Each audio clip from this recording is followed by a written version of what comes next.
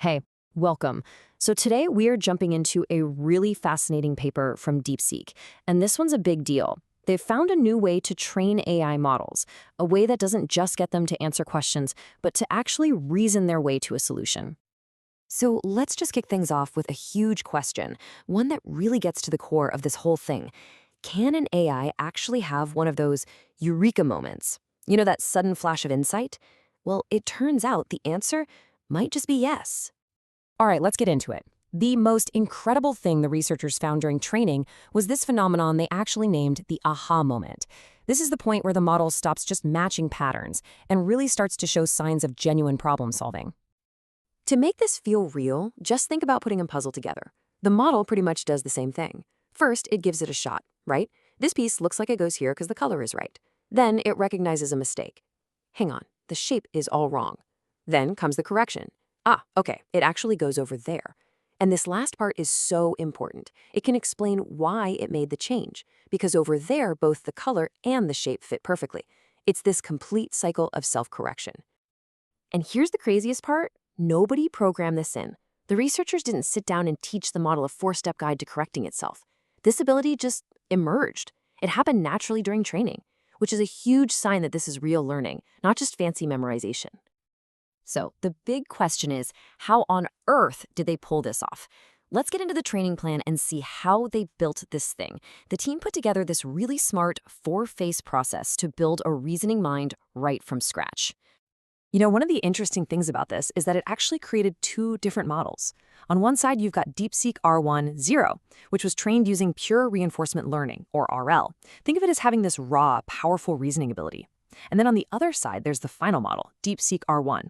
It takes that raw power and adds other methods like supervised fine-tuning to make its answers more polished, more consistent, and just easier for us to read. So here's the blueprint. The whole thing happens in four main stages. They start by building a solid foundation.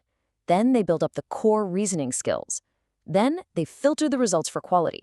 And finally, they align it all with what humans actually want to see. Let's take a quick look at each step. Everything kicks off with what they call a cold start. Before you can teach an AI to reason, you first have to teach it what a good answer even looks like. So they used a small but really high-quality dataset to just set the stage for good readability and structure. Okay, once that quality baseline was in place, they got to the main event, the reasoning RL phase. This is where the model learns to think by solving math and coding problems. And because those problems have clear right or wrong answers, the system could reward correct logic directly, which meant they didn't need another AI playing judge. Phase 3 is basically quality control. The model generates a bunch of different answers, and then a separate AI judge comes in to look them over. It throws out any of the bad or incorrect ones, making sure that only the absolute best examples move on to the next stage. And finally, in the diverse RL phase, the big goal is to get the model in sync with what humans prefer. They used a hybrid method here. For clear-cut stuff like math, it gets simple rule-based rewards. But for more subjective things, it gets feedback from another AI, which really helps broaden its abilities. So what's driving this whole thing? What's the engine that makes that aha moment even possible?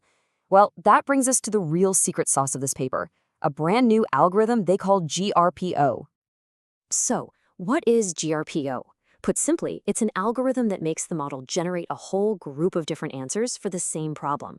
Then, it looks at that group, figures out which solutions are the best, and learns to make more answers that look just like those. The paper says it perfectly. This quote right here really nails what's so special about GRPO. Preference rectification is just a fancy way of saying it has a much more direct, much more efficient way of figuring out what a good answer is and pushing itself in that direction, way better than older methods. The process is basically 3 steps. First, the model brainstorms a whole bunch of solutions.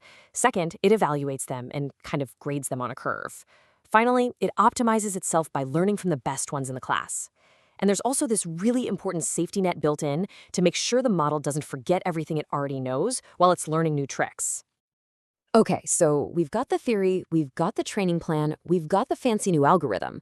But the million-dollar question is, did it actually work? Let's take a look at how DeepSeek R1 did when they put it to the test. The results are, well, they're pretty stunning. We're looking at state-of-the-art performance pretty much across the board. Whether it's complex math, tricky coding problems, general knowledge, or language skills, DeepSeek R1 is playing in the big leagues. I want to just stop and look at this one number for a second. 79.8% on the AIME math competition. For those of you who don't know, AIME is an incredibly hard test. It's designed for the absolute best high school math students. Nailing a score this high is a huge, huge accomplishment. It's a really clear sign of just how good this model's reasoning abilities are. Okay, let's pull back a bit and look at the bigger picture here. The results are amazing for sure, but what does this all mean, and what are the challenges that are still out there? Of course, a big breakthrough like this doesn't come for free. The GRPO method is pretty expensive, computationally speaking, because it's generating all those different solutions. It also needs a really well-designed reward system, and this tricky thing called KL tuning, which is basically balancing the new stuff it's learning with the old stuff it knows, has to be just right. But even with all those challenges, the main takeaway here is just massive.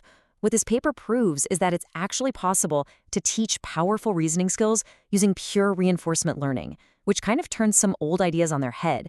And maybe just as important, it shows us a way to get that top-level performance while still being practical and cost-effective. And that leaves us with one last giant question to chew on. If a skill as complex and abstract as reasoning can be learned like this, if it can just emerge naturally when you have the right training, what other uniquely human abilities could be next?